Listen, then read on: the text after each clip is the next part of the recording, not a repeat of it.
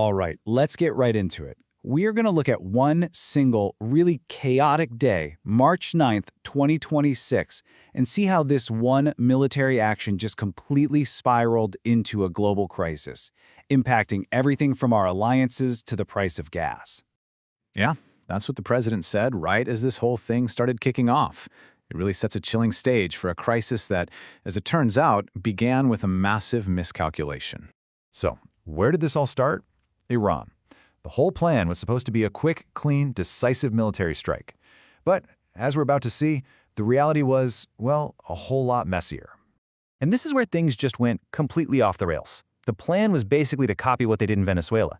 Go in hard and fast, take out the leader, and put in someone who'd be easier to work with. But instead, the strikes actually killed the very candidates the U.S. might have supported.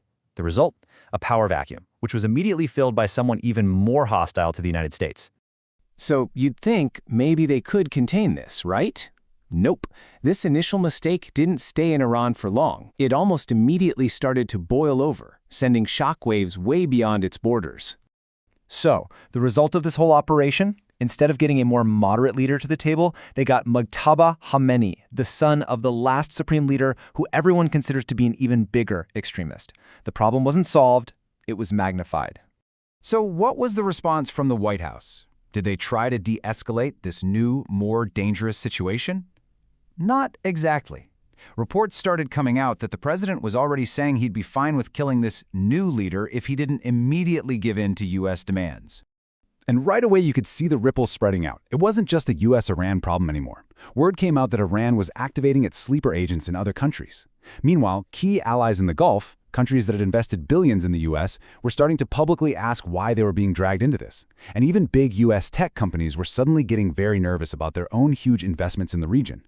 In all this regional chaos, well, it didn't take long to slam right into a major artery of the global economy, setting up a huge economic shockwave.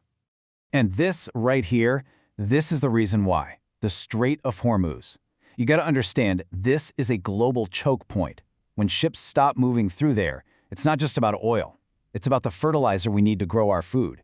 It's the thing that directly connects a faraway military conflict to the price you pay for, well, everything. And I mean, the impact was instant. The price of oil just shot through the roof, jumping over $100 a barrel for the first time in years. The markets were in a total panic. And pretty soon, the headlines were saying what everyone was thinking. The Wall Street Journal basically declared that the energy crisis we'd all been dreading for decades, the worst since the 1970s, was finally here. So while all of this is happening on the world stage, things were getting just as intense, if not more so, back home in Washington. And get this, on the exact same day this foreign crisis is exploding, the Department of Justice drops a bombshell. They release a bunch of documents connected to a major past scandal involving the president, suddenly throwing a huge personal political firestorm into the mix. The president then tried to use the crisis as leverage.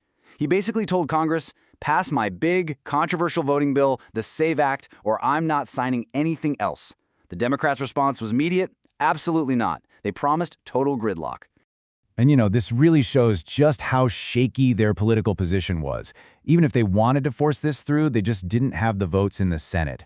Plus, their majority in the House dropped to a single vote that very day because of a resignation. And don't forget, Congress always has the ultimate trump card. They control the money and could, potentially, cut off funding for the war. But honestly, maybe the most confusing, most unsettling part of this entire day was just trying to figure out what was actually going on, because the messages coming from the top were, well, they were all over the place. So, in the afternoon, you get this message of basically mission accomplished. The president tells an interviewer that the war is pretty much complete, and the stock market actually rallied on the news. But then, just a few hours later, after the markets had closed, the story completely flips. The president told House Republicans the fight was far from over, and that the U.S. was now determined to achieve ultimate victory. When a reporter asked if the war would be over soon, he just said no. And then the day ends with this, a late-night post on social media that just throws gasoline on the fire, threatening death, fire, and fury if Iran messes with the oil supply. I mean, just a direct, massive threat of destruction.